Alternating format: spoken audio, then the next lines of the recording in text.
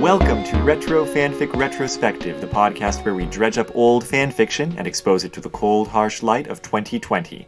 My name is Amado, and with me are... Tori. And Dom. And tonight, how's everybody doing? Have any nations invaded? Have I invaded any nations? Well, that too, sure. No. No. A nation of germs has invaded my sinuses. Oh no. Did everything change? Are you okay? Yeah, well, everything changed, but hopefully, there's going to be some sort of salvation coming. Yeah, well, hopefully what makes you feel better is reading an Avatar: The Last Airbender fanfic. Well, I guess if reading it was going to make you feel better, you'd already feel better, because you already read it. Well, I do feel better having Okay. read this. I will say that. That's good. Just,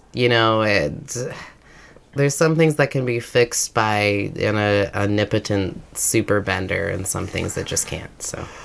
I mean, you say omnipotent superbender. The thing is, No, going it's into not really. into Avatar, I was always kind of surprised by it's cool you get to bend all four elements, but that doesn't seem like as big a deal as you're making it out to be, because you could also just have four benders, and so then there's the spirit world conversation thing, which is the bigger deal, right? Mm-hmm. But that also isn't really when he fights Ozai, it's not because he's talking to spirit world and getting spirit world allies or anything. Well, it's not only just being able to bend all four elements, it's being able to bend all four elements at master level at the same time. Right, Yeah. okay. Because if you think about how quickly Aang's able to master each element and, surpass the masters who've been teaching him. And if you're talking about the Avatar fight with Ozai in the Avatar state, then it is just switching between all four elements seamlessly with great success. Yeah, I mean, it seems cool. It's cool. It's like good. a Pokemon that has all the type advantages, Right, but none of the weaknesses. It's a dragon type, yeah. Well, he'd just be spamming water then. If he's fighting fire. Yeah, but no. The advantage But of still, none of the weaknesses. the advantage of a is big my moveset point. in Pokemon is that you just have the move for the occasion. Yeah, but it's not Pokemon, it's a martial arts analog. Yeah, I know. It is. So it's the enemy you know how to fight really well, so you change your styles then. Yeah. You literally change your strengths and weaknesses, basically, if you want to do a Pokemon thing. That's what I was going for. So why are we Never talking so mind. much about Pokemon, Amado? What else would I talk about? I mean, I can talk about this old, martial arts themed CCG that we got a box set of, for cheap after, the CCG crash. And one of the mechanics was definitely you changing your stance, but it was super boring because it was boring stances. I don't know. It's not boring. Stances are important. It was also just a total Magic ripoff. Right. I've always wanted to get a bunch of those Magic ripoffs and just have everybody play different card games against each other. Because the mechanics are so the same for some of these ones. In this True. martial arts one, it's just okay, I play a fighting and I tap it for fighting, and I play a punch. Your turn. And then next turn you deploy the punch. Right. Anyway, the point is. We're talking about a shockingly new Avatar: The Last Airbender fanfic. Yeah, just Yeah. for you, Dom. It's a going away present. Because you're not going to be here for the next 3 weeks. Yes, for the next 3 recording weeks, I'll be busy doing Midsummer's Night's Dream at Hillsborough Artists Regional Theater. Mm-hmm. And by the time this comes out, I think the run might already be over. Everyone can just regret that they missed it. Right. Yeah. Well, it's open. I was going to say open source, but there's no copyright on Shakespeare, so we might have a video somewhere. Oh, That's yeah. a good point. Yeah. Hopefully with better sound than the old high school play videos. Or this podcast. Yeah. You can just make sure that the show is well mic'd. Mm-hmm. But yeah, I figured that since, a long time ago we did an Avatar story from 2006, we could probably do an Avatar story from 2007, a year plus later. Right. Why not? It's okay. I mean, we're in 2020 now, which means we can extend the dates there, right? Yeah, in the cold, harsh light of 2020, we can examine what we could not in the cold, harsh light of 2019. Correct. It was just too soon. Yeah. And so finding old Avatar fanfic is not super hard, as I mentioned before. Finding old Avatar fanfic that is not, what's it called? Zatara is harder that is any good. I feel like we've picked up this disdain for Zatara just from like talking to Dom. But like the last story we read was Zatara, and it was really good. I'd just like to remind us. I'm not saying it was a bad story, but I don't like that couple. And I feel like I expressed why I didn't like that couple in the last episode. Yeah, okay. I mean, it was good prose. Yeah. Yeah. Wasn't good shipping. Exactly. I think we all talked about this. There's no need to talk about it anymore. Okay. It's so funny, though, in my research of this, like, somewhere later in this fanfic, the author mentions watching the latest Season 3 trailer. Mm-hmm. So I tried to go back and find it to see... I did, too. I watched that trailer. I couldn't remember when they came out, but I watched this one that was recorded... Like, someone sitting in an audience recording the trailer. Mm-hmm. So I got to see the fan reactions also. Mm-hmm. And this trailer, I can't blame the Zutarans for this one. They cut it where every moment where Katara and Zuko were holding hands or like catching each other or like looking at each other, and they cut it specifically like that. That's quite bizarre. Wait, I watched the trailer with the kiss, Zuko kiss. Yeah, there's a different one. Yeah. Oh, okay. But with the audience reaction, like the audience ate up every split second of that footage. They were yelling and clapping. I was like, you fuckers. You're trolling hard.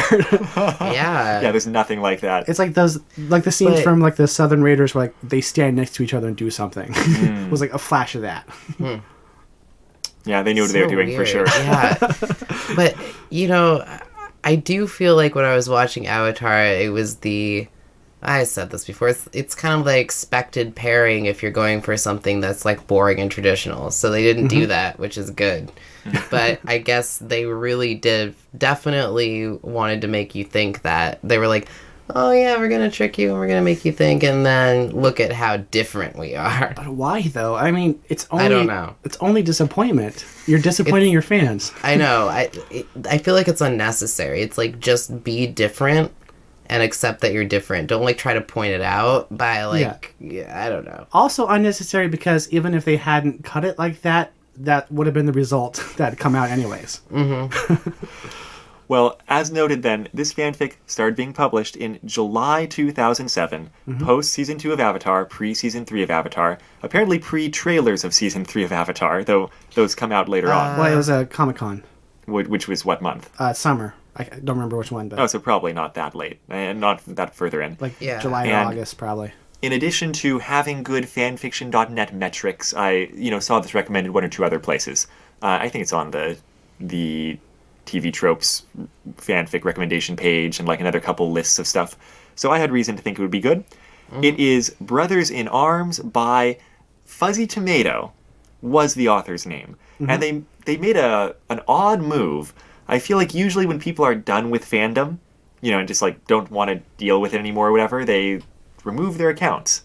Whereas this person just renamed their fanfiction.net account to no longer posting on this site. Which was fun for the EPUB file I had. Yeah, Brothers in Arms by no longer posting on the site. I mean, all the fanfics are still there. I mean, it's Sir not appearing in this film. Right, exactly.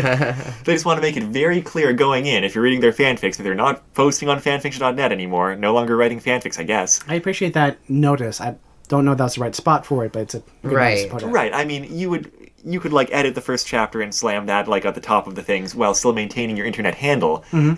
It just seems like it's just a move I haven't seen before. It's changing your handle but leaving all the fanfics. Well, it's kind of like changing the author of a book series. It's like changing your pen name to no longer writing, but like not just for the next just like for all the previous books you've written. Every new edition that comes out is by no longer writing or something. The collected works of long since dead. Yeah. Have you read Catcher in the Rye by no longer publishing any works? Calvin and Hobbes by I'm done with this industry. So do we know anything else about the author? I know nothing about this author. Okay. I mean, besides what is publicly observable. Let's see, is there anything on their bio? No, empty profile. Of course. By the way, I'm just going to refer to the author as no longer posting on this site from now on. I mean, I guess that's the handle that they chose. Right. That is the name they've assigned to themselves. No. I know that wasn't their intention, but... I mean, Maybe it was. Maybe I don't it know. was. I mean, by the letter, that's how it is, and it's amusing. So. Yeah. Yes. So anyway, There we go. active 2005 to 2010 on fanfiction.net. It's all Andromeda, whatever that is, moving into Avatar, whatever that is, Merlin, a Merlin story, a Twilight story. That's about it. You know, not to linger on this too long, but I do wonder if maybe people were just like kind of hounding this author so much to post more on fanfiction.net that they felt the necessity to change their name. Yeah, I don't know. maybe so. There's got to be a reason. Anyway, moving on. And so, this story, it is... they kind of talk about their intent at the very beginning. They're saying there's lots of season 3 fan works out there, which would be interesting to read. I haven't run into any of them. But this one's not intended to be like their own season 3, but it's still a story leading out of season 2. And, you know, that's a fine distinction. It's just that, like, I guess some people were trying to, like, conclude the story as fanfic. Right. It just makes it a fanfic as opposed to a fan season. Projection. Right. It's not like the Gargoyles story we did, where it was just trying to, like, follow up from the first episode of the Goliath Chronicles, like people do. Man, I just forgot about the Goliath Chronicles, and then you brought them back, Amado. And, Everyone seems willing to accept the existence of the first episode of it. Anyway, so Brothers in Arms. It starts with, you know, like everything went to shit at the end of season 2. Mm-hmm. And in this story, basically, while everyone else is escaping, what's his name? You know, that guy, Sokka. Yeah, Sokka. He, like, stays behind to give him time to escape. It took me a moment, okay? Just a moment. Right, because like they don't appear much in this fanfic at all. The Sokka and Zuko buddy story. Right. Fanfic. Yeah. Yeah, he stays behind to give everyone else time to escape, like with wounded Aang on Appa. Appa. Jeez, it's been a long time. I'll give you that one. That's fine. Well, but Appa is mentioned in the story many times. Yeah, but is it easier to remember Appa or Yip Yip? And so Both? Yeah.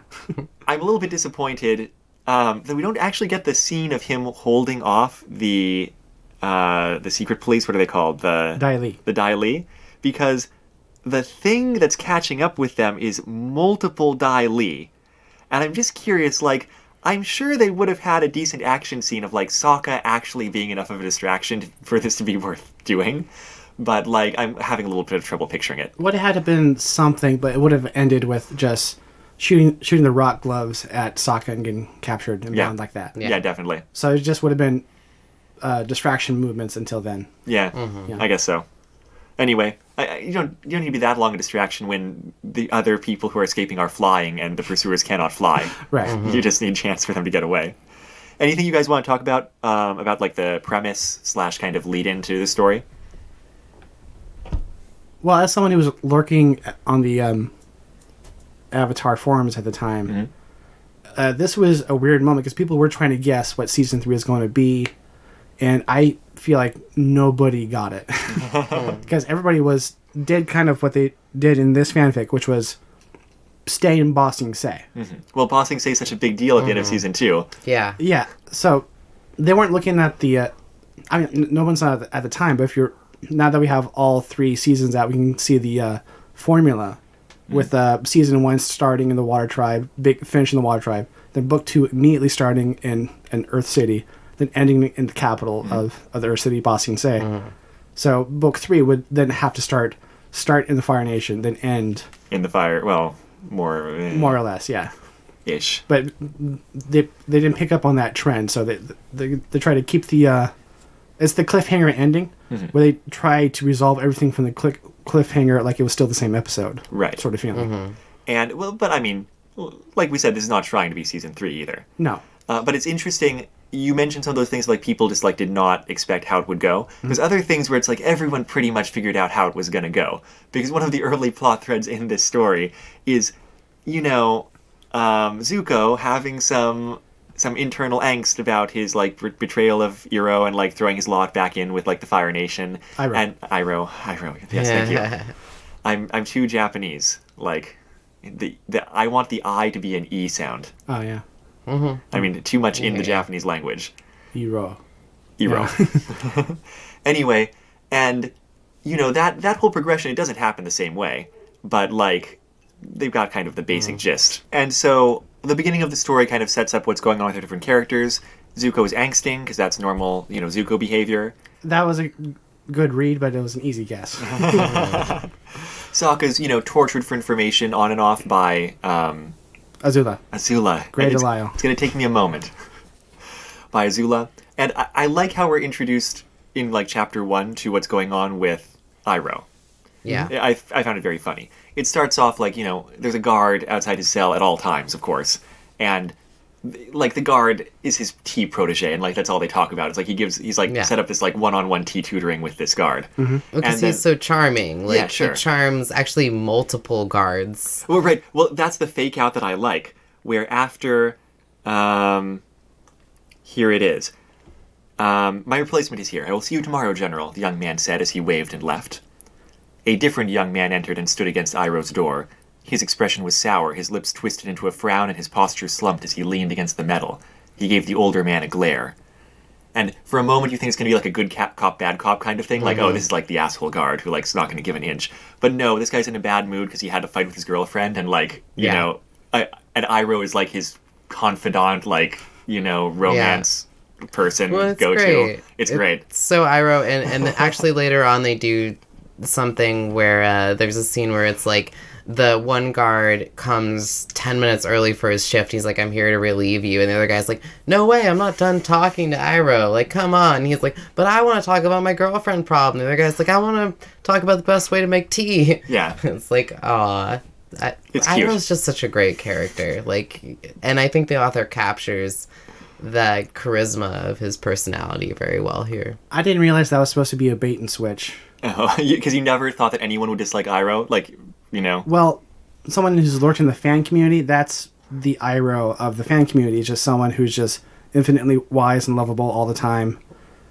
Period. No depth. That's all that Iroh is to the... Yeah. In a simple way. So just... I wasn't expecting a lot of depth from this fanfic, and so that was a obvious characterization of Iroh. So it was very obvious. Yeah. I hear what you're saying.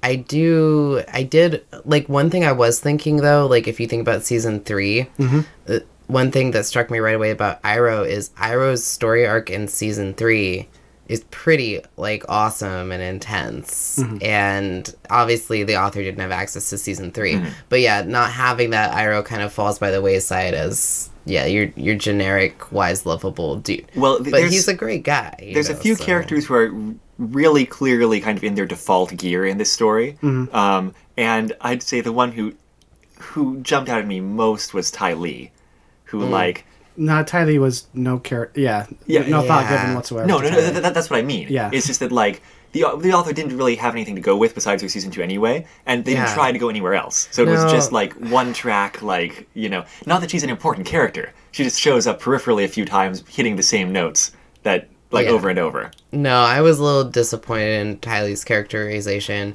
She doesn't show up very much, but when she does, it's it's always Sokka's cute, I'm chipper. Yeah. I don't really have opinions about what's going on. But surprisingly one note for how little she appears. That happened twice in season 2, I think. Right. And that's all Ty Lee's character was. Yeah, and that's what I mean. Even though that wasn't all of Ty Lee's appearances and actions in the show by season 2. No, but I don't remember a lot of them. The interesting things with her only happen in season 3, and even though then it's not she gets a lot of screen time. Yeah, well, and it's really good to point out that a lot of Azula, Ty Lee, and May, a lot of their character beats happen in the season the author hadn't seen yet. So yeah, I'm talking to someone who's seen the show a lot and rewatched it a lot, and it's hard for me to get back in the mindset because I think even back then I would have watched season 2 multiple times. So it seems I don't want to say it seems obvious to me, but it seems apparent. Yeah. It probably is hard to get that vantage point back, though. Yeah. Yeah. Actually, I don't... Even though I watched Avatar, less than a year ago again, I don't remember exactly how season 2 ends. Season 2 ends in the cave, and... Yeah, in the cave with the betrayal, and right? Aang dies, yeah. Yeah, okay. So, but where are... Well, yeah, I guess... Never mind. I was just thinking, like, where... Well, we can talk about specifics, but Yeah. the fanfic Sure. quickly moves on for that point. Yeah. It does, yeah. So And there's no point. Speaking I of quickly suppose. moving on, we should probably like try to reach the main premise here. Let's do that. So yeah, Sokka's in the cell next to Iroh, and they get along because Iroh gets along with everybody, and Zuko's like not sure about how he feels about anything, but that's okay. And at one point, Azula gets like a message from their father and like reads it and burns it in front of Dante Bosco. in front of Zuko before he can read it, which is just kind of a jerk sibling move. But also, it turns out that apparently the Fire Lord ordered Zuko killed. Mm-hmm. I didn't quite get why. I guess just like he's too unreliable or something. It's again all the character information you have of Ozai as of season 2. Yeah. Which is all you know is that they were a shitty father, burned their kid. Yeah. Did they have the flashback by this point? Yeah, I think so, with the turtle ducks. I can't remember. Where Ozai schemed to take the Fire Lord position Probably. and didn't pay attention to Zuko at all, and that's all they have to go on. Yeah. So it's not a bad conclusion with the information at hand. The thing that changed it in season 3 was the Azula move of crediting Zuko with killing the Avatar, and that elevated Zuko's status and with the relationship with Ozai. So without that, then this kind of makes sense. Okay. Yeah. And that kind of makes this seem like a simplified version of season 3 in a certain way. Yeah. And then to get the plot kind of moving, a new character is introduced who is like working as some kind of servant in the Earth, what do you call it, castle? Earth Citadel? Place where King live. In the place where King live. Yes. And what's that guy's name? Gene? Rin. Something R-I, something I-N, yes, Rin. Yeah, Rin. And the author mentions that they didn't intend for Rin to stick around in the story as long as he did, but he kind of does. He's kind of like an older Earth Kingdom guy, and he's clearly some sort of spy or agent for some sort of other source that doesn't really get like gone into a whole lot. Or like a mysterious backstory that they're atoning for but not talking about. Yeah. All we get later on in the story is that like he's had kids who died in the war also. Yeah, like adult children, adult son. And he seems to have enough. Yeah. Who died in the war. I think he seemed to indicate more than one child, unlike Iroh. But they said they used to be a parent. Okay, so it's not clear. Well, but then what he also says is that it's very much specified that his son went to war and was killed in the war. So he had another adult child who was killed in the war. Yeah. But yeah, I'm not sure. Which would not be an uncommon situation. But he's kind of spying around. Like, he's the one who tells Zuko, like, hey, actually, your sister had orders to kill you. And he's the one that sort of, like, helps Zuko bust out Iroh to escape. Except that Iroh insists at that point, when the rescue cavalry arrives, that Zuko take Sokka instead. And the reasoning there is that, Sokka's young, Sokka is a companion of the Avatar, and, the Avatar needs him. Well, this is immediately after the torture session where Azula burns a chunk out of his stomach. Oh, yeah. This is what's... I was going to say that. That's what's weird, is Sokka's, like, super fucking injured. Yeah. Like, he is not okay to go anywhere. Like, I don't... Well, the alternative is staying and let Azula finish the job. Yeah, I guess that's probably what Iroh's suggesting. But the fact that... I guess Zuko just respects Iroh enough to go with that.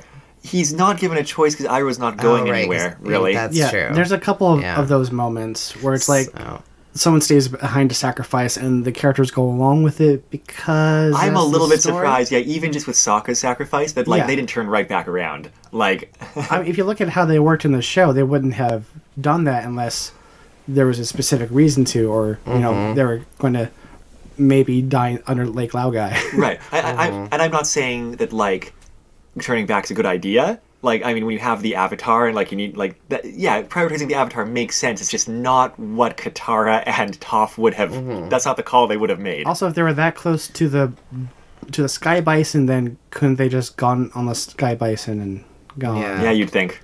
It practically didn't make a lot of sense. Well, just to like briefly cover, the kind of confusing parts is it does happen really quickly that Zuko realizes his father actually had malicious intent to him, and then he very quickly takes Sokka on as a companion and kind of turns against the Fire Nation. Well, the Sokka thing is partly because he's specifically guilty at betraying Iroh, and so he's inclined to like do what Iroh says, even though Yes.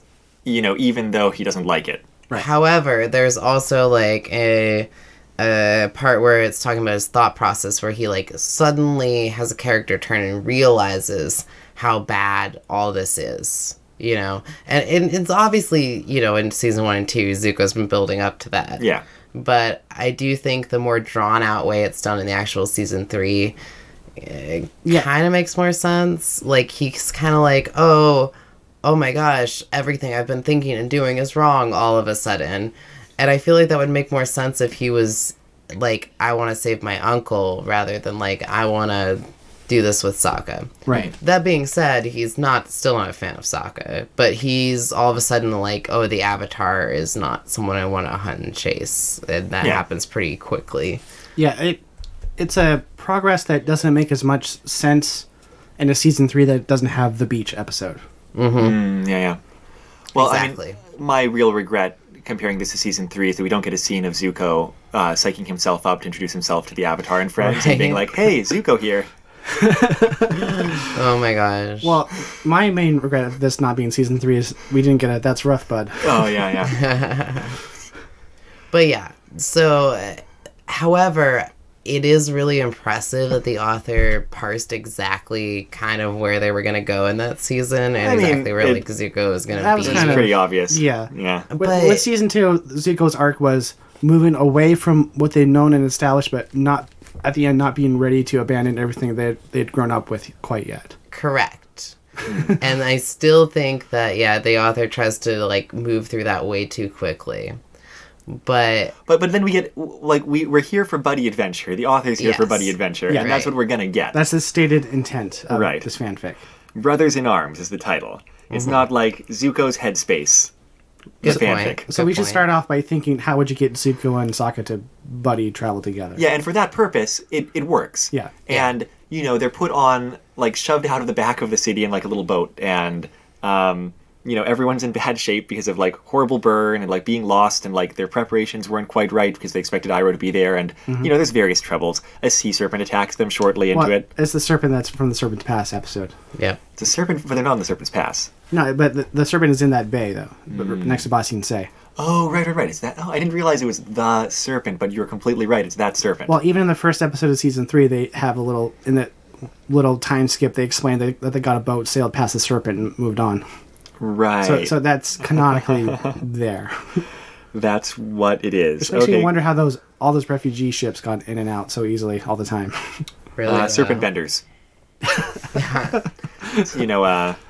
A water bending sub skill. I mean, that's the benefits of a soft magic system, Right. Yeah. And, obviously, Zuko's taking Sokka because he promised he would. Sokka is with Zuko because he's badly wounded and can't kill Zuko or whatever. Well, wants to get out. Wants to get out. Yeah, he wants to escape because he wants to make sure Aang and Toph and Katara are okay. This being, that kind of story, like, they start off on very bad terms. Oh, while they're escaping, they also have to, like, fight their way out. They fight Mai and Ty Lee and such. Yeah. Rin gets captured. Rin gets captured, yeah. Sorry, Rin. You probably won't appear in this fanfic again, right? Actually, he's all over the fanfic. Yeah. It's surprisingly still there for the rest of the fanfic. I kind of expected Rin to just die at that point because like that character had done what it was supposed to do. Mm-hmm. Right? Yeah, but then we get more background in Rin, and after we got more background in Rin, I kind of hoped that he'd stick around and we get to see him more, but he kind of just like dips towards the very end. Towards the very end. I mean, for the most of the fanfic, he's there for Iroh to have someone to talk to. Yeah, right. Yeah. And speaking of things to talk to, at the boat we get like our baseline relationship with Sokka and Zuko, and I think there's some good writing there, like with their character voices. Yeah. I'm thinking of the part where Sokka wakes up first, like their first night in the boat, and that totally annoys Zuko, and like is steering the boat. Do you even know where we are going? Zuko ground out through clenched teeth. Yes, we're going straight. Sokka replied without turning. Straight? That's not even a direction. Sokka slowly twisted around and pointed a finger at Zuko, his blue eyes narrowed. Hey, we are in water. I'm Water Tribe. This is my jurisdiction. When we get to pillaging and killing, then I'll defer to you. And I don't know. Yeah. No, that's good banter. I could hear that in that voice. Yeah, Absolutely. And they do have a lot of banter. And then, as you mentioned, there's the whole sea serpent attack, which is when Sokka gets a chance to save Zuko. Mm-hmm. It's kind of weird because what happens there is the sea serpent rears up and Sokka tries to defend them by waving an oar at it. Mm-hmm. And then I thought it was really kind of hilarious. I actually almost didn't parse it the first time because at the end of the chapter, Sokka's waving the serpent off with an oar and it's leaving. Mm-hmm. But then at the start of the next chapter, their boat's being destroyed. Oh, you didn't get that line? Because the serpent turned around and like smashed it with its tail. Total accident. Yeah, total accident. And then Sokka has to dive in and save Zuko. So once Zuko's been saved by Sokka, now there's like this whole owing thing, this debt of gratitude and of life and blah blah blah. And it's, I don't know, I think they do that pretty well with like how their relationship is. They have to start by owing each other something. You know, they can't just start by having an honest conversation or... Yeah, at this point, their relationship is still pretty antagonistic, and that Red is true, I think. Mm-hmm. I'm looking at chapter 8 here, and for what you're talking about, Tori, there's another part that I wanted to read where I thought, like, the writing was cute enough. Sure. Here we go. They're not... Sokka realizes Zuko's, like, maybe trying to be nice and just kind of, like, doesn't know how and that sort of thing. There we go. Zuko steams a blanket and tosses it to Sokka. Here, he said quietly and tossed it to Sokka. Sokka easily caught it and looked over to Zuko. Making sure to meet his eyes, he tried to be sincere and tried to express the real gratitude he felt over being rescued from Ba Sing Se. Thanks, he responded. And then shortly later, he tossed some jerky to Zuko. Zuko caught both and realized just how hungry and thirsty he was. As did Sokka, he looked over the fire, made sure gold met blue, and tried to convey his heartfelt gratefulness at being saved from drowning. Oh, yeah, because they frequently... Thanks. Yeah. They frequently mention the gold and blue eyes they both have. Uh-huh. Yeah, gold met blue, yes. Anyway, it's just cute because, with these two characters, definitely... no matter what they're feeling, expressing that's going to be a different story. Mm-hmm. And so it's a cute pairing that way. Mm-hmm. And not to say pairing as in the author's trying to set them up romantically, because they're not. No, they're clearly not. But I almost feel like this would have been a better setup for a romance. I was thinking that, further on the fanfic, I was thinking, like, how much more work would you have had to do to make this a romance? Not that much more. Not that much more. No. and the amount of work the author puts into it, like, I'm not saying... There's ways in which I really appreciate that all they wanted to do was establish a friendship between them. Yeah. Like, they were interested in both characters and they thought they'd be good friends. Mm-hmm. That's kind of sweet. But it's just, it's a little unexpected, too. You'd think they'd go the extra minute for romance. But, I'm actually maybe more happy that they didn't, because it doesn't feel as forced. Yeah, and I mean, it's a good balance where, like, you've got some things that they have in common, like that sort of, like,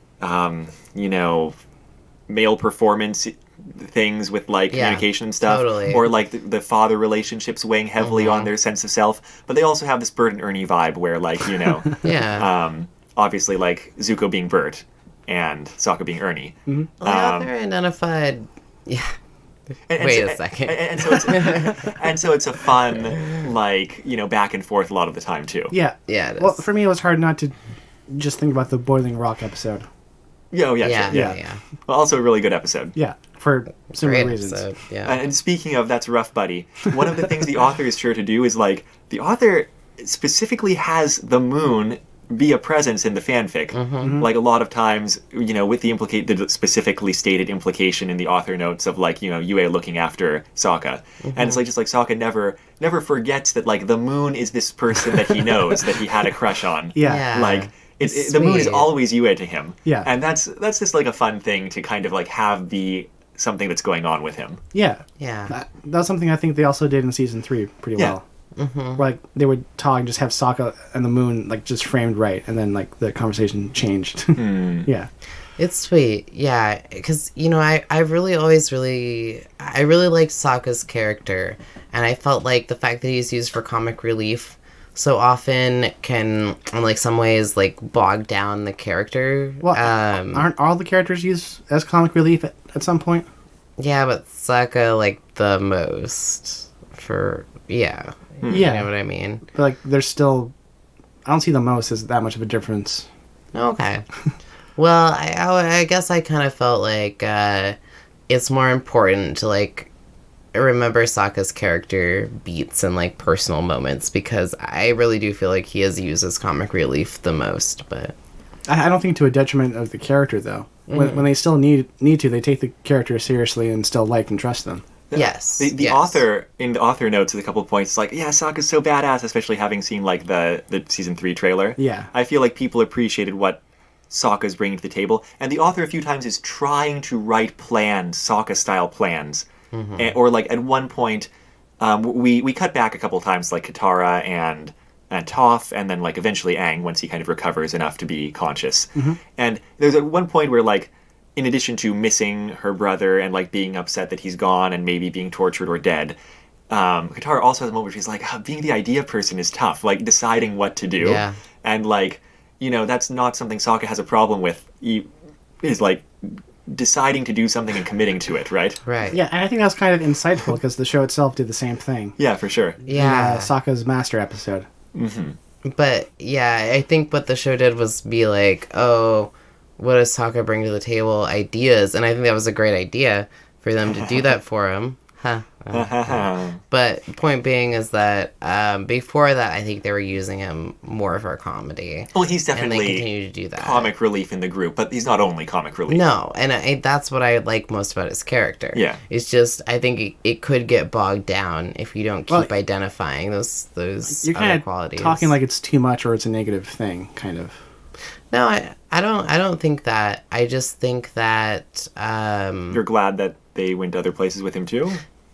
I mean, he's one of my favorite characters. Yeah. Like, I think I relate to him the most, honestly. And I think it's hard because the series makes it hard for people who aren't benders to seem super important. And the fact that Sokka started out both as comic relief and not a bender, I think they had to elevate the character. And I think you can see the work the creators did to elevate the character into a certain position, but they didn't want to lose his flavor. So I do think that for certain audiences it would be easy to, like, lose the flavor of the character, if that makes sense. If you're not paying attention, I think. Yeah. Yes, if Sure. you're not paying attention. If you read him at too surface level. Anyway, backing up a bit, speaking of, like, character beats from the show, we get this, you know, kind of travelogue buddy thing with Zuko and Sokka as they, like, learn to trust each other more, and they're, like, escaping from a lot of things. At one point, they have to steal, or not steal, but not have to, but Zuko does steal a, what is it called, horse? Ostrich. An ostrich horse? Is that what it's called? An ostrich horse from, like, in this case, some soldiers. But I was like, I feel like I've seen this episode before. And at another point, you know, later on, they spend quite a bit of time recuperating with, like, a kindly Earth tribe family that, you know, takes them in for just being refugees and, like, not asking questions. I'm like, I feel like I've seen this episode before, too. Because it's very reminiscent of Zuko alone, like, some of the stuff that happens here. Except that it's Zuko together. Yeah, it's a part Zuko alone and part, I forgot the name of the episode, but when Iroh and Zuko first start. Yeah. That one And too. they steal the two ostrich horses. Right. Right. In a much quieter fashion. Yeah, I mean, in this case, it becomes a whole, like, kerfluffle, and word gets back to Azula from that. It's a little bit contrived. Like, someone reports that being stolen, she's like, it's Zuko. And I was like, is he the only person who steals ostrich horses in, like, this kingdom at war that's in great turmoil? Well, he's done it multiple times. I think the implication is that they're searching in the area they're supposed to be. Something weird happened. That's true. Yeah. But, yes. it's a bit of PC powers. Right. Like, she just knows how these things go, right? Yeah. Because even the people around her are like, how do you know? She's like, I just know. Yeah. The DM wouldn't have told me if it wasn't important. Right. Exactly. But, I mean, that's not to say any of it's particularly badly done. It's just kind of like, it ends up being a little bit more episodic than I was expecting. Like, for example, there's a point where Well, okay, various things are happening. Like Azula has set up a parade of traitors as a big event to like take both Jean and Iroh to be executed into the Fire Nation. Rin. And Jean, Rin. Who's named Jean? Someone's named Jean. No. Okay. In the the fiction, world, in yes. fiction, someone is named Jean. It's likely, but like they named a lot of characters. Like Okay. I don't mean in Avatar. I just mean in something. in the world. Oh, in something? Yeah, Yeah. yeah, definitely. Samurai Champloo? I don't know. Yeah, maybe. Anyway, she's advertising this as a way to draw out Zuko. Because he's like, hey, we're taking these people to a ship, like the Dragon of the West, to go execute them in the Fire Nation. Because he figures that Zuko won't be able to stay away from that. And anyway, I'm just thinking of the scene where, like, Zuko goes into town and... To find the grandson of the person that's taking care of them after getting lost and injured in the forest. Which is, a questionable idea, but he gets found out by people who try to take the bounty. And, like, Sokka ends up kind of having to come in as cavalry and save him. And the author says, like, it was really hard for them to, like, come up with a way to resolve that situation that was sufficiently Sokka style. And I feel like they did a pretty good job after, like, the work. He finds various ways to lure off a couple of people, and then, like, a bluff, and then, like, and some extra bluff, like, it works out okay. Yeah. But it's like, that doesn't end up going anywhere specific. They make it back home okay, and then just kind of move on from there. And I was kind of expecting, I don't know, like, some of the things that happen just kind of seem more episodic than I was expecting. Like, they don't necessarily directly lead to anything. Yeah, I think the mission statement of that whole part was Sokka saves Zuko. Yeah. So they had to try to figure out how that would happen. Right. And I guess that's the point, huh, is, like, these steps in their relationship. Yeah. And, it reaches the point where they get to have the argument over who saved each other more and, like, who owes who what or whatever. Yeah, it's finding kind of a balance, I guess, between the saving for each characters. So what are the other major beats and plot points we want to talk about? Yeah, where are we at right now? Well, when Team Aang, when Aang recovers enough, they're like, well, let's go to that bay and meet up with the Water Tribe army, Water Tribe, whatever they are. Yeah, let's go meet Katara and Sokka's dad. Katara and Sokka's dad. And that's the same place that, that Sokka suggests that they go. And so that's where they're headed too. Well, it's where Sokka was at the end of season 2 before coming back to Ba Sing Se. No, it makes total sense. Yeah. He's like, well, that's the logical place to meet up. And it was. And so that makes sense. But they get there too late. And, everyone else has already departed. And they decide to... I guess the main thing is that they go to save Iroh right after that. Yeah. Yeah, well, at this point... I kind of missed exactly when it was supposed to happen, but at this point, Sokka and Zuko are fast friends. Yeah, you had trouble pegging down the moment, huh? Yeah. They didn't really... They had the before moment, but a lot of it was Sokka spent delirious with a fever and pain and infection. Right. Well, there's a really good... It might be... Yeah, you go on. Sorry, I was going to say there's a really good chapter where they get shipwrecked after the serpent, and... Yeah, Sokka's got the infection, he's delirious, and they get rescued by this woman, and her deer pig. Yeah, that's kind of we're talking about the end of that part. Yeah. It's somewhere on the end there, like... After they spend that time together being saved by this person, that's when they didn't spend connect. A lot of time together with Sokka being conscious. No, that's true, but I think it was more about Zuko kind of coming around to his own thing, and Sokka also has a lot of delirious moments around his father, which I guess there was just connect. A fever moment. Yes, yeah. But, yeah. Well, when do they have that conversation about fathers? That's probably later, though. It's right after that. Right after that, yeah. Well, I'm thinking that, like, tending to Sokka while he was wounded and, that sort of thing was probably supposed to be kind of a big deal. And, I don't know. It's just at this point where they've decided to go rescue Iroh. It didn't seem like... It didn't feel like the friendship had been earned. Right. Yeah, I wasn't sure about the transition, actually. But there was a lot to do with the grandson or great-grandson of the woman that that's where we're talking them. about. Yeah, that was the rescue in town and such. Oh, right. But, like, it seemed like almost like they're on the same page, but... I think this is probably what we're looking for. And that is when Sokka's delirious and talking to Zuko as if he's his dad, in his mind. And he's kind of describing, oh yeah, they captured her, imprisoned her in some caves, and Zuko's like, but she escaped. Yes, Sokka rasped, but not before he hurt her. Zuko's heart stopped. He slowly licked his lips, his mind racing. He felt compelled to ask, but he already knew the answer. He just didn't want to hear it. It had been him in the caves. He had not only betrayed his uncle that night, but he had betrayed Katara as well. He felt sick.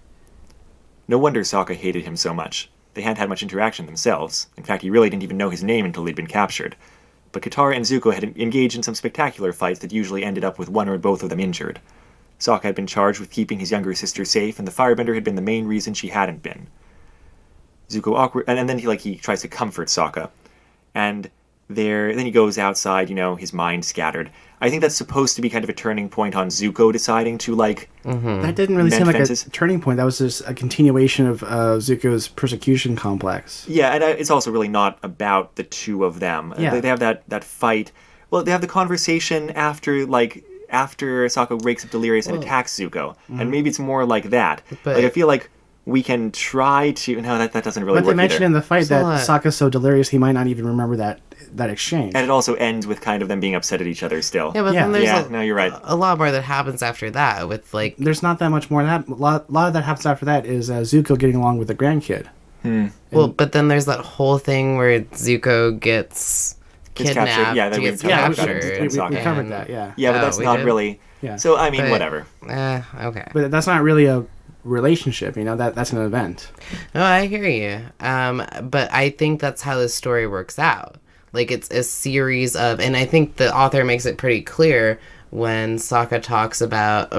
when they talk about Sokka and Zuko talks about, the things between how many times has each rescued each.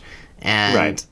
There's this whole thing where it's like, oh, the times Zuko makes it like, oh, you rescued me once. Sokka's like twice from the serpent. And he's like, no, it was the same serpent, so it's only once. Blah, blah, blah.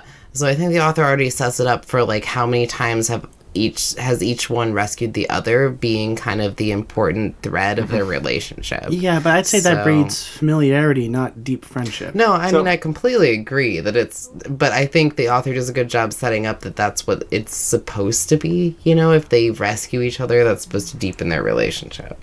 But it didn't deepen the relationship before. They kind of just got from blatantly antagonistic to working together antagonistic. But then after this subsequent rescue of Zuko, I feel like things do deepen a little bit.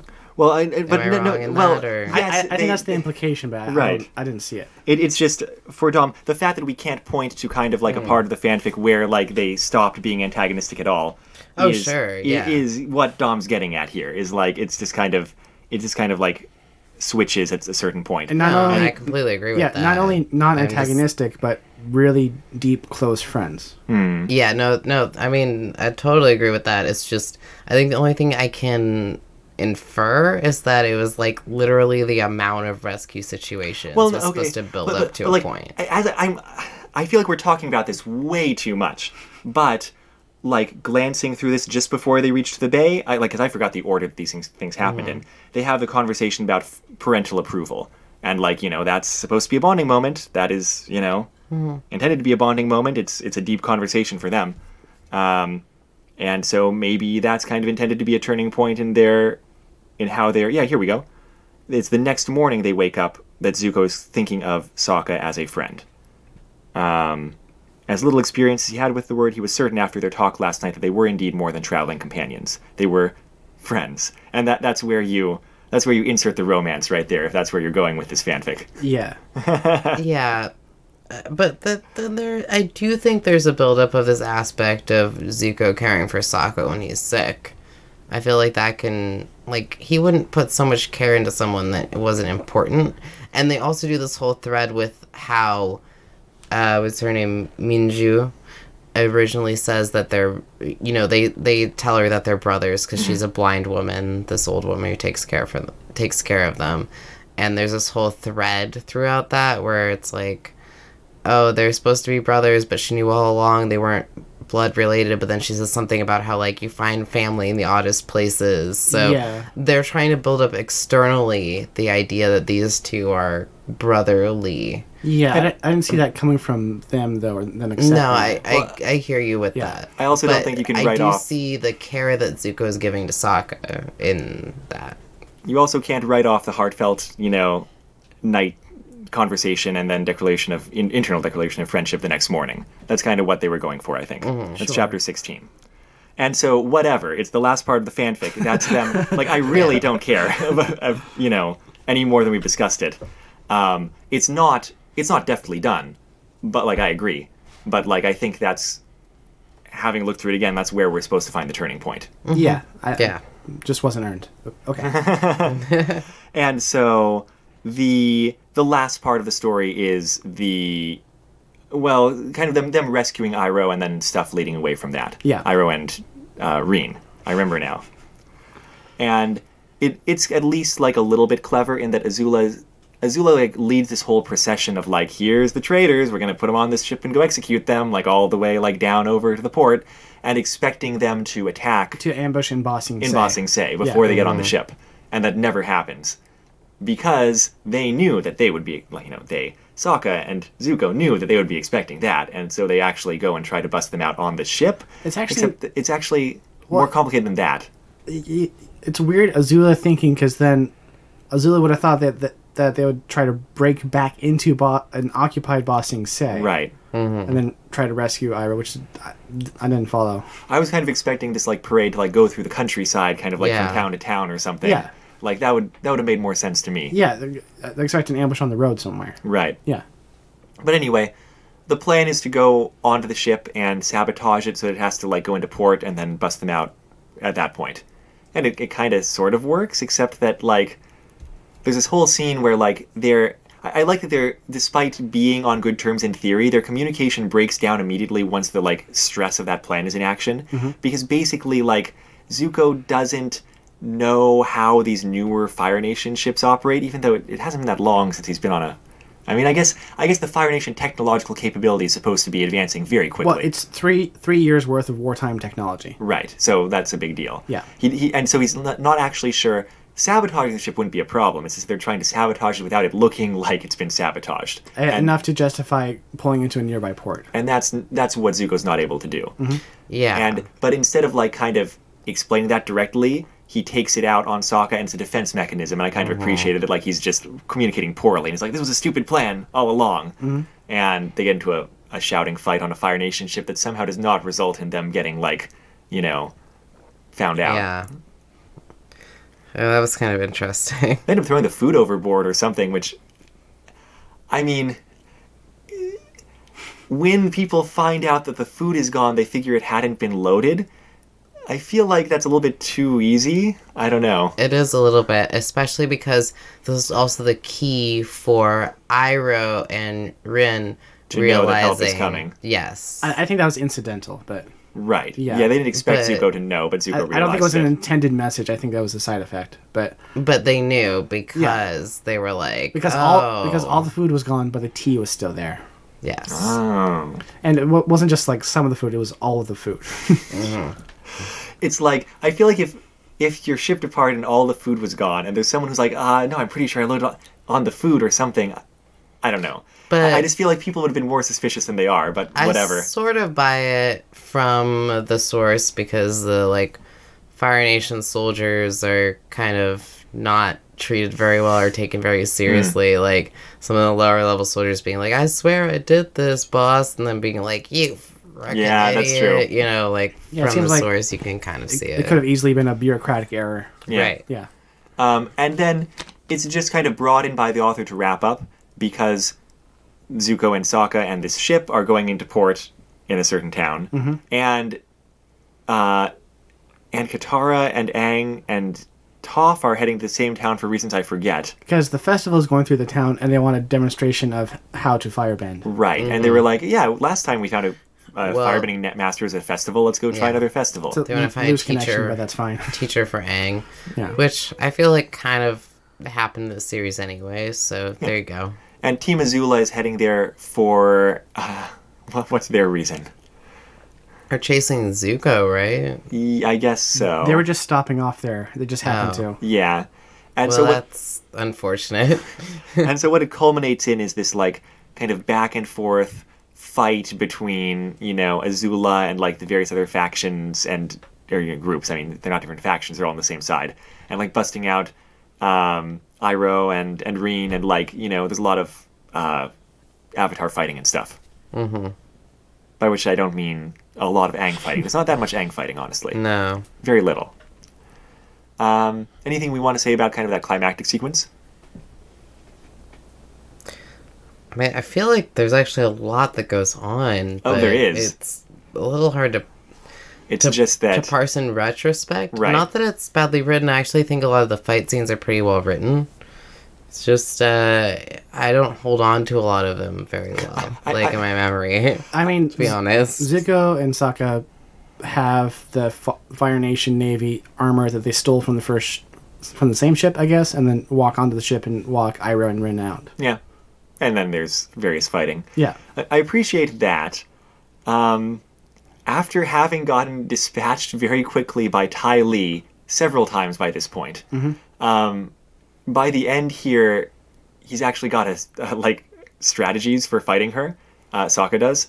Like, isn't this the fight scene where like he's still got a wounded arm and he just kind of like lets her disable it so it no longer hurts? Oh, that's the first one. Yeah, where escaping from the prison, had a badly injured leg from even before the torture, and Sokka threw their leg at Ty Lee to get it disabled so it stopped. So it no longer hurts. Yeah. That was a fun little detail. Yeah, I thought that was clever. Okay, Yeah. I'm confusing my fights though. Yeah. Yeah, I don't know. Various elements are bent. And Yeah. and so Azula and crew fight Sokka and Zuko and crew. Particle wins. Then Azula and crew fight Avatar crew. Yeah. Yeah. And Sokka blows the bison whistle. Yeah, Yep. which has been... It wasn't in his hands for a long time, which was a plot point. Yeah. Iroh was holding on to it for a while. And yeah, and they escape on a flying bison, whatever that is. No, I remember flying bison. You know land bison? Yeah, I remember land bison. Yeah, it's like that, but like higher up. Okay. It's like a land shark. Yes. Except not a shark. I guess. Not land. So like a It's like basically the sky shark opposite. would be like a equivalent to like a space bison. And, yeah, I don't think there's much to say about the fight. I thought it was competent too, Tori. It's just that, like, you don't remember the moments. Like, there's nothing that we really need to call out about it. I mean, it was No. fine. Yeah, it was fine. It served its purpose. Yeah, the fight scenes, there's multiple fight scenes in this, and they're all really, I think, pretty expertly written. You can read them to the TV show, but nothing stands out about them. So The animation's not quite as good. Exactly. That's the thing is that in Avatar, the fight scenes were really well plotted out and animated. Right. Choreographed, yeah. Kind of one of the highlights of the show. So I think if I had to write a story in Avatar with an Avatar fight scene, I think I'd go more conceptual Right. instead of trying to like plot it out specifically. Because if I did that, then I just want to animate it, right? Yeah, That's I know what you mean. exactly how I feel because I was like, nothing about these fight scenes is bad. It's just I also don't like them that much. Yeah. They don't stand out, and there's just such a big difference between kinetic motion and the verbal medium.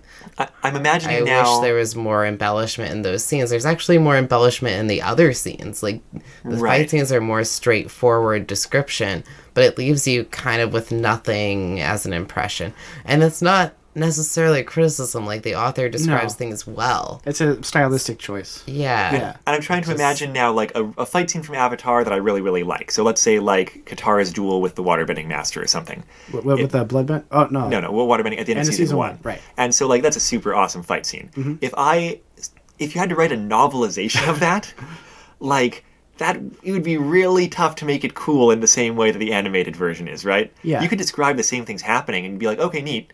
But, like, it wouldn't be the same. Yeah, like, so if I was writing like a Ty Lee fight scene, for example, I'd just say like Ty Lee was far away and then appeared closer, and then the flurry of blows and some hits were struck, and then for 6 damage, roll for initiative. Well, and stuff like that. Just be more trying to capture the feeling or the sense of it.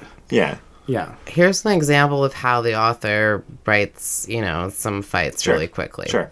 Iroh and Azula exchanged blazing attacks, blue and red missiles flying between them, scorching the air, neither gaining the upper hand. Azula completed a spectacular sequence, creating a fierce display of blue fire, only to have it blocked and countered by her uncle. Iroh could see the sweat start to bead on her forehead, and her composure began to slip as she performed intricate move after move, but was unable to bring him down.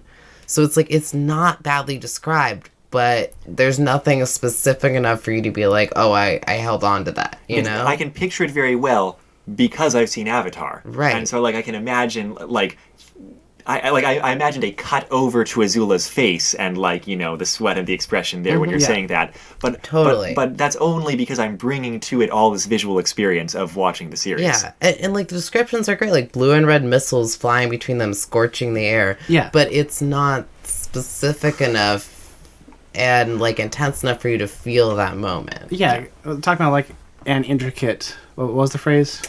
Where they said intricate. Yeah. Wait, there's something that says intricate. Azula completed a spectacular sequence, creating a fierce display of blue fire. Yeah, it's a lot of descriptive words, but that's in a weird spot where it's not quite descriptive enough, but it's not vague enough. Yeah. Exactly. But I just like to say one more time, concluding this, it seems like a rough job to write an Avatar fight definitely. sequence. Yeah. So I appreciate what the author, the work the author put into it. It's just kind of a tough gig. It really is. And it's nothing about it's badly described. It's just to pick on that in particular. It's a spectacular sequence. A spectacular sequence of what? Yeah. They don't say. So. Okay. And so, anyway, everyone escapes. It's happy ending. No one has to stay back and sacrifice themselves to buy time again at this last point. And, people reconvene and Iroh and Zuko make it out with the Avatar crew. And Zuko and Sokka, at the end, I think Zuko's checking in with Sokka about, so we're friends, right, after all of that? And, Sokka's like, wow, after all we've been through, we're more than that, we're brothers. And it's okay, there's your title. Okay, thank fine. you. Yeah. Yeah, which is what is it, Mingshu spoke of before, is they were obviously brothers, even though they're not even remotely the same. And then there's also an epilogue, which is mostly concerned with Zuko and Katara kind of reconciling a little bit. You could feel the Zutara inclination in the yeah, there was a little bit of that, but I also contractually felt obligated to have a tiny bit of Zutara in the fanfic. You sign off on that when you post on, a Avatar fanfiction in 2007. If I wasn't wary of it, expecting it, I wouldn't have noticed anything. But it being an Avatar fanfic, you're aware. But it was more about Katara forgiving Zuko for his betrayal, which you know they also had to address in season 3 too. But there was Zuko looking at the beautiful figure of Katara. No, I know.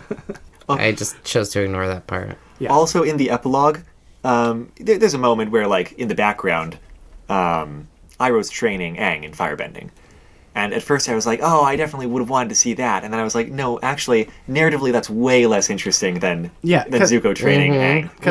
Because on the Avatar boards, the question of who would Aang's firebender instructor be?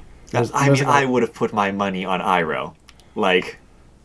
Yeah, but that would work too well, really. I know. I know that now. Yeah. I just mean at the time. At the time. That's where I would have thought things were going. Well, at the time, I think I was just kind of content not to have an answer. Mm-hmm. But I wouldn't have considered Iroh and didn't consider Zuko, really. Because I didn't see Zuko making the full turnaround quite yet in that fashion. So who did you put your money on? Oh, I didn't. I was just enjoying the show.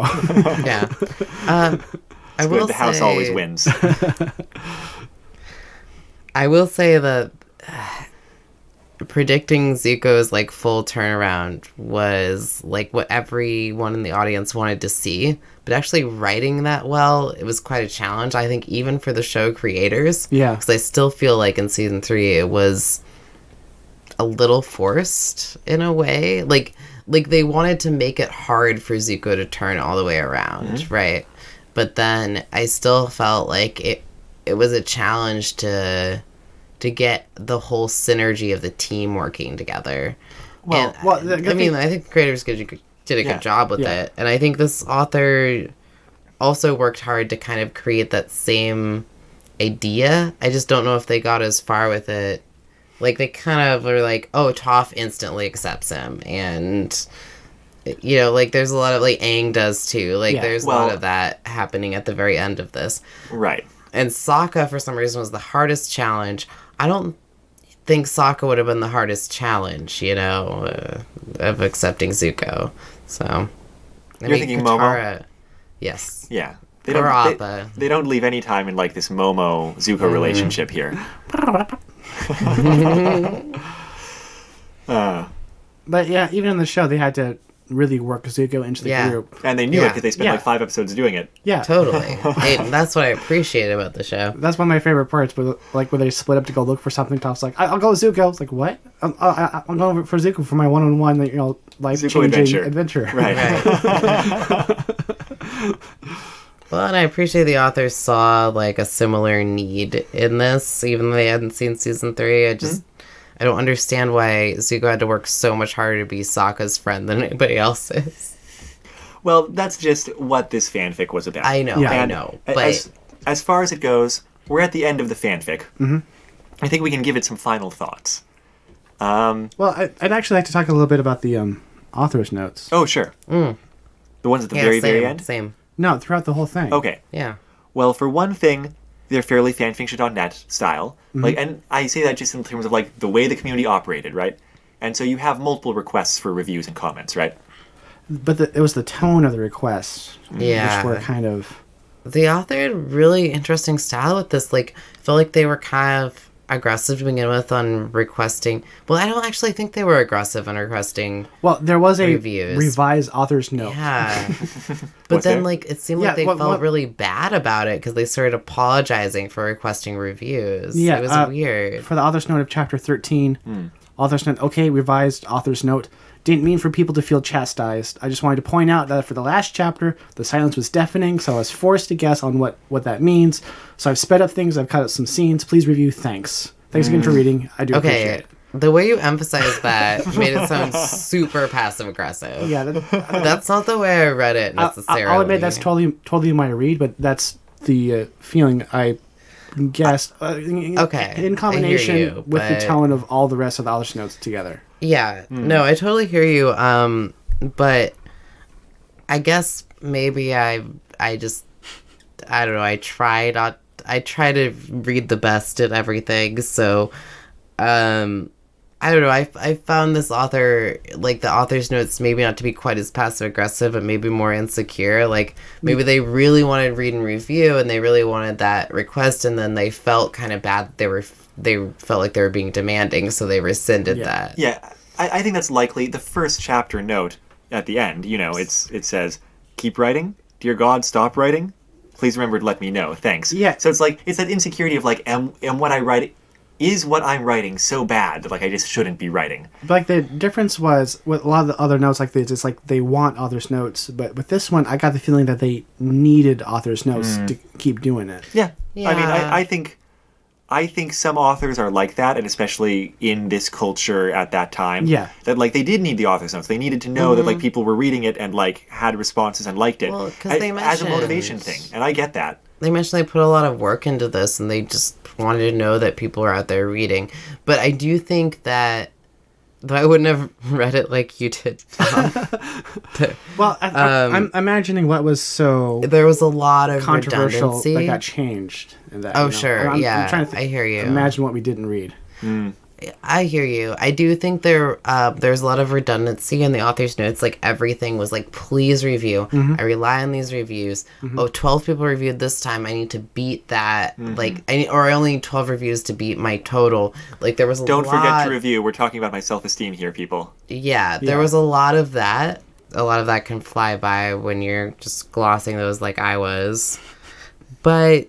yeah, when you take it all together, it seems like a lot of insecurity. I mean, I think that's probably true. I mean, there probably was. Yeah. I'm not one to throw stones, but it's like, it's interesting because I would like to read these sort of things as like the author is dead sort of thing. But by the nature of what we're looking at specifically, we can't do that because we're not doing literary work reviews. We're doing fan fiction reviews. In order for something to be fan fiction, it has to be written by a fan. Right, for a fan community, really. So the author has to be a part of what we're looking at in this. I get what you're saying, and on top of that, the author is just very, very present in this fanfic. Yeah. And on top of that, we're reading a fan work from, as we talked about, a very specific perspective placed in time, where like they had this information and not this other information, and like, you know, we're part of a community that was in a certain state at this certain time. Yeah. And so I know what you mean. You really can't disentangle this one. Yeah. No, yeah, especially because the authors don't so often tell you, like, because as this goes on, you see the author being like, not only a comment on their own work, like, oh, how much Zuko and Sokka buddy did I put in here, but also saying, like, oh, I saw the trailer for season 3 now. I saw the first episode of season 3. I saw the first 5 episodes of season 3. And that it lends a lot of context. Like, it's kind of important to read the work itself to know that context. Yeah, the chapter 20 author's note. P.S. Season 3 is looking up. Sokka's Master is still by far my favorite episode. Well, of course, but it's still a good episode in this season so far. But the Avatar and the Fire Lord, the Runaway, the Puppet Master are all really good. That's true. This was interesting because this was the historical note. This was during the 2007 to 2008 writers' strike, so these episodes weren't on Nickelodeon at the time. So I, for example, downloaded the Canadian versions, and they talked about getting the UK versions of it. And also, they skipped the beach episode. Oh, yeah. You mean that, like, airing overseas, or what? No, in this author's note, they talked about good episodes: Avatar and the Fire Lord, the Runaway, the Puppet Master. They didn't say the beach was a good episode? They didn't mention the beach episode. That's a really good episode. That's one of the best episodes. And it's a very Zuko-centric character-building episode. That's surprising. You're right. Yeah. And they kind of didn't mention it? They didn't mention it. I will say, though, that they don't seem as focused on Zuko's character in this story as they do on Sokka's character. They're also which is weird, too. You spend more time in Zuko's head than you do in Sokka's head, though. Yeah. But maybe you're right. You do. No, actually, maybe you're right. It's just, I feel like Zuko's character beats are the obvious ones that you kind of already get. I don't know if that's correct. Also, the author seemed upset that, what's their name? Mai and Zuko were a canon couple. Yeah, and the author specifically said, Mai is so apathetic to Zuko's struggle. Angst. Yeah. And angst was the word used, yeah. Yeah, which, not a good read. But, yeah, I mean, Mai's, that's her attitude. For reasons they talked about in the beach episode. Yeah. Correct. Yeah. So I don't know. That's my fan upsetness coming out. Sure. But, it's been a long time since this author wrote this, and I'm sure they'd have different things to say in their author notes currently. Of course, they are now no longer posting on this site, so... Right. Yes, that's true. That's very true. I kind of... Reading this fanfic, I did kind of have a passing thought of, I wonder what it would take to set up a... collect the data about how much asking for author's notes influences how many asking for comments influences how many comments you get or got on fanfiction.net or something. But I feel like that would be hard to parse out. What's the control, Amado? I know. Well, you post the same fanfic 5 times. Yeah. On fanfic.net. On fanfiction.net. No, you can't do it. Yeah. You'd have to be fanfiction.net and have... You would have to show different versions of the fanfic to different users. You would have to do one that's not so great, where you have to compare a fanfic that started asking for author's notes at one point and see if there was a change in the trend.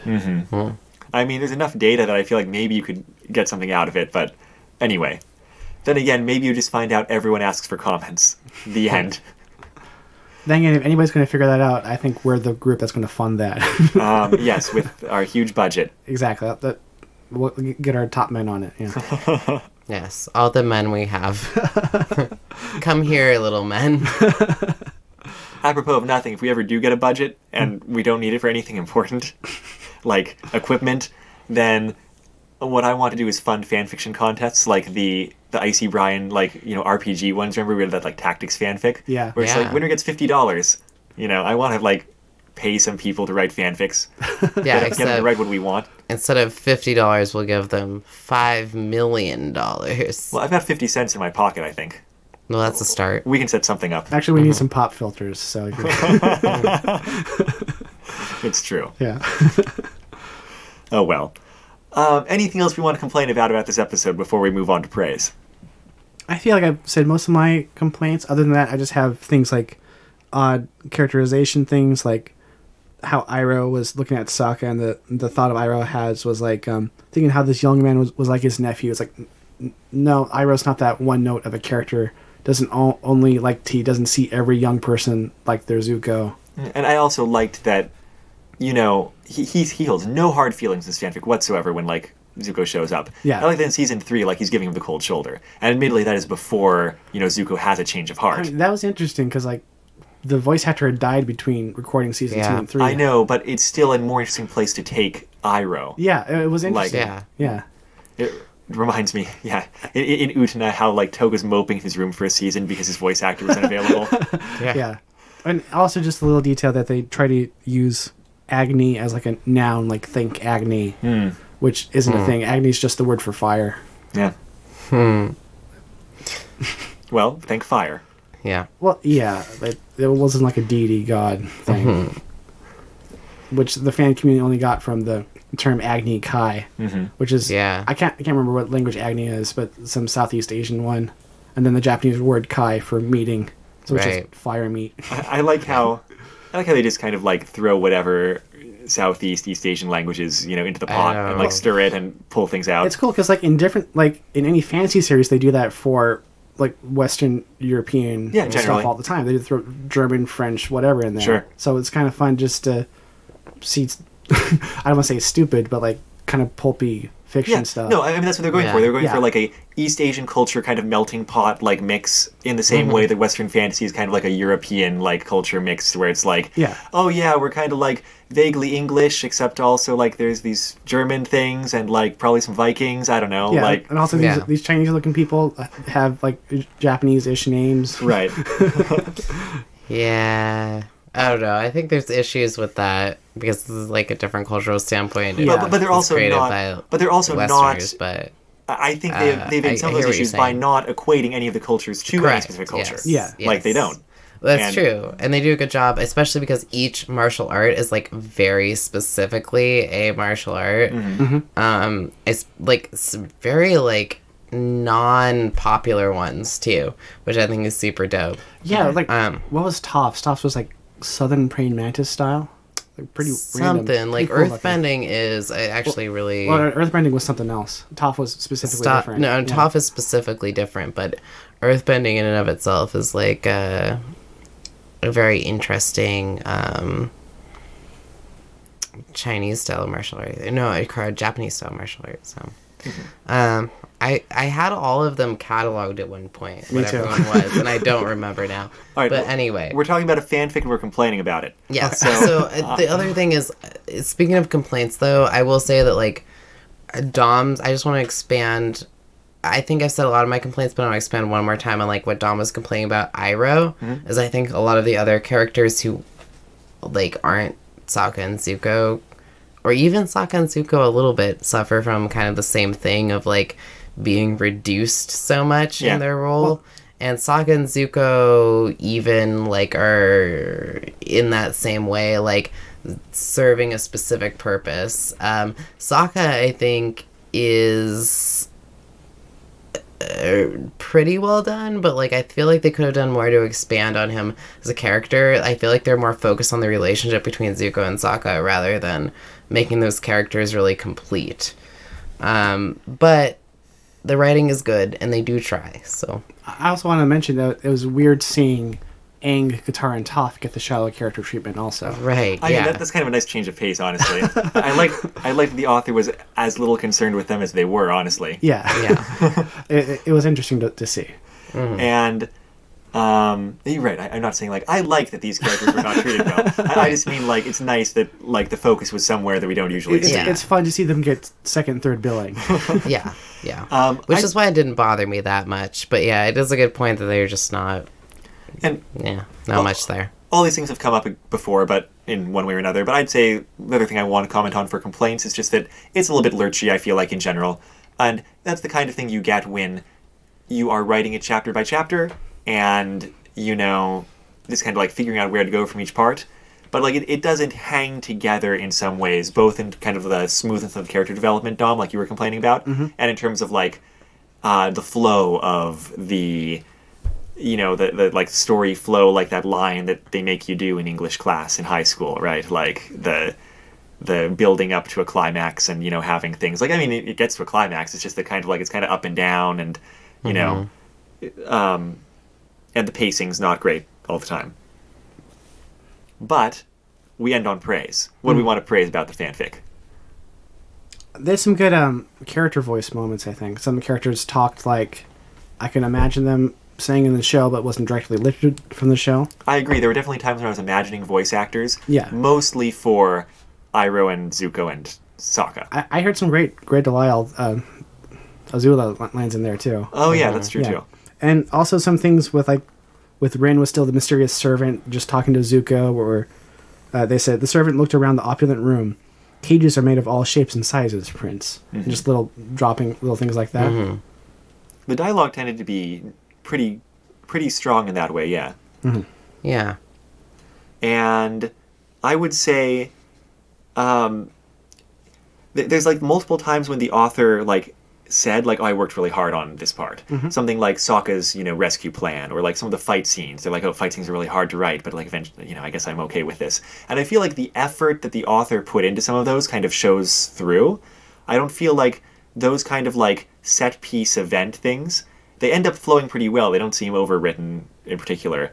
Like I can kind of see the effort in writing in some of those parts in a good way, where like I thought that even if the story as a whole had kind of like pacing issues or like didn't hang together all that well, that like individual scenes or sequences often did. Mm-hmm.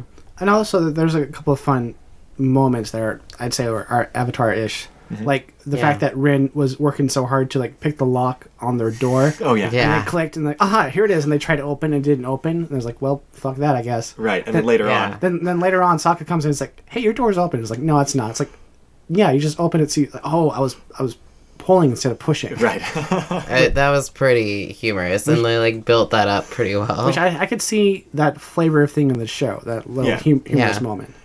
Rin's actually better done than I expected early on, because you expect him to be kind of like too Deus Ex Machina or something, when really like he's a competent guy who's useful, but then he gets captured. Like he's an earthbender, but he's not like a better earthbender than any given Dai Li. Mm-hmm. And like he's not ultra competent or like, ultra wise or like all knowing in particular. He's just kind of like another guy. Mm-hmm. Yeah. And I appreciate that, where like, and then he has like a little bit of talk with Iroh where you learn enough of his background to learn like kind of where he's coming from. And it's not like a super special backstory either. Like it's like he's got his motivations, but I was super worried for a moment that was going to be revealed that Rin killed Liu Ten.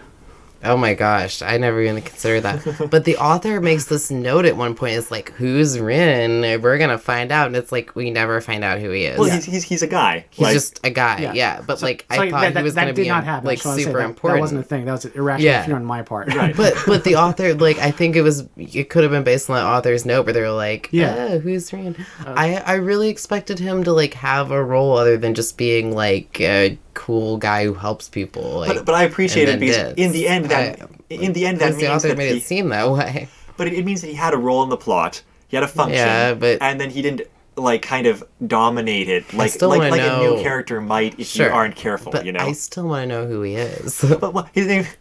He was going by the name Rin. He's like a... Well, I know, but like apparently there's supposed to be another identity beyond that. You're right. To the author's note. That's all I'm saying. He's got contacts too. He's like towards the end. He's like, look, on the day of Black Sun, tell the Avatar that like there's going to be an Earth army backing him up. Yeah, I got the impression from the author's notes that Rin was a character the author wanted to dismiss quickly, but kept around because they felt like they had to. Well, they said at some point, they didn't expect him to kind of be as large a role as he ended up being. Right. And that happens with writing. Yeah. Whose praise are we on again? Tori. Right. Sure, yeah. You can definitely feel the affection the author has for Zuko and Sokka. Yeah. Which I think is sweet because, I like both characters. And I also appreciate because there's a lot of people who do Zuko in a way that's like, I just think a little too empathetic. Like, he's kind of a little shithead. Right. And he should be treated as such. And I think Avatar does a good job in season 3 of like making him come full circle. The author hadn't seen season 3, and yet they still made a way for Zuko to come around. And though I do agree it was a little like, or I do think it was a little rushed in the beginning for him to be like, oh, my father's a shit, and blah, blah, blah. He still has a lot of hesitancy about trusting anybody. And like, Sokka earns his trust despite not really trying to do that. So I do think the relationship between them is really well built. I also think a lot of moments of writing here are really good. And it's the sort of writing I think we've talked about before where it doesn't get in your way. Like, you know, like we were talking about the fight scenes, like they could have been more specific, but again, it doesn't get in your way. Everything flows pretty well. And then there are some like really nice pieces of writing, and it's kind of hard to call them out because it is that unobtrusive writing that it's not flowery, but it moves the story along fluidly and everything works. Right. So I think this is a really cohesive story, and I think the author did exactly what they wanted to do. And also, yeah, like it totally all comes together in the end. I think it's really hard to just craft a story that does exactly what you want it to do, and I think the author did that. So. Yeah, I think at the end where they had all three groups appear in the city at one time could have felt more contrived than it was, but it still seemed natural, still seemed Avatar-ish, still seemed fun. When you say natural, it was at least kind of natural in the genre and type of thing that Avatar is. I'd say even in the flow of the story. That too. Definitely. But I didn't really question it. I was like, yeah, that's the kind of thing that happens in Avatar. Yeah. Like, that's fine. Yeah. Okay. Well then, I think we'll close it off there for tonight. And next week we're starting our Dom drought. Tori, it's going to be up to you to set up the equipment again. Are you ready? I have prepared my body. I don't think you have to do that. I'm not sure you're doing it right. I've been training. Speaking of your body having special powers, we are going to start reading the classic New Mutants fanfic Kid Dynamo next week with a special guest. Have you heard of the New Mutants? I know we're all familiar with the old mutants. I think the mutants I'm familiar with are kind of middling. They're not young, they're not new, they're not old. They're just. I was going to say I just know the mutants. I don't know the old ones or the new ones. Yeah, exactly. Okay. Yeah. Well, the irony is the New Mutants are quite old by this point. That's true. Yeah. But then you can't call them New Mutants. That's illegal. I'm pretty sure. How about if you have a new movie coming out based on the New Mutants, which is old?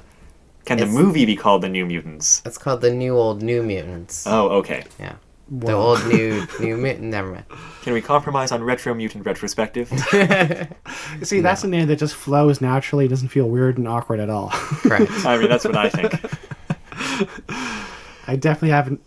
That's definitely what I thought when I said the name out loud to people in the space. You can find a link to that fanfic at bit.ly/RFR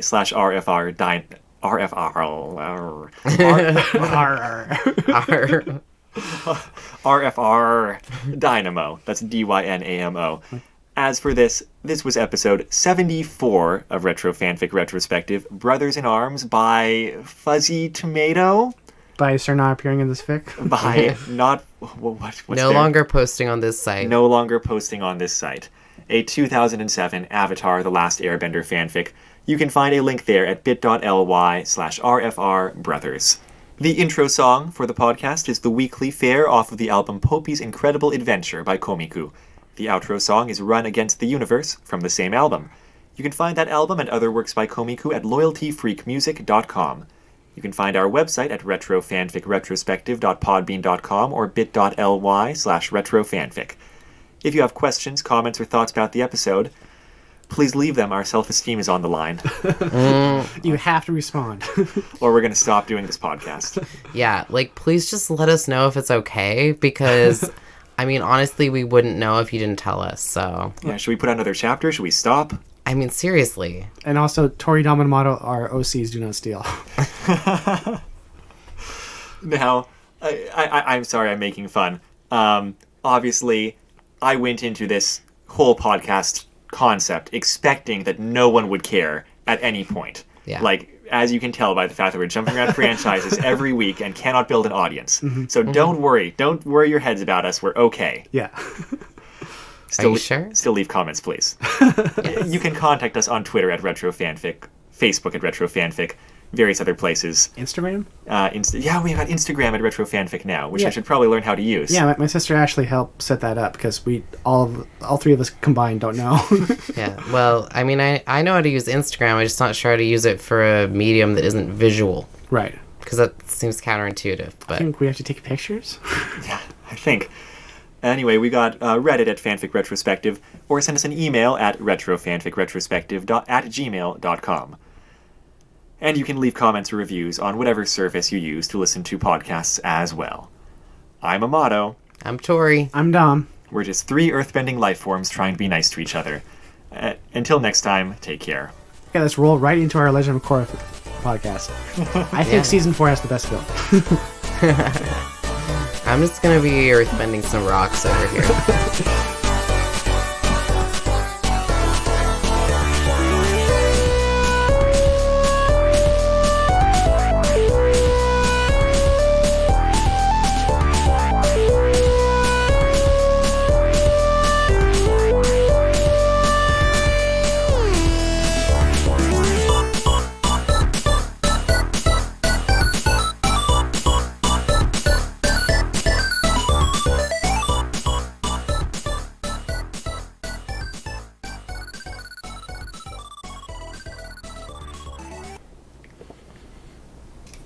Just a moment.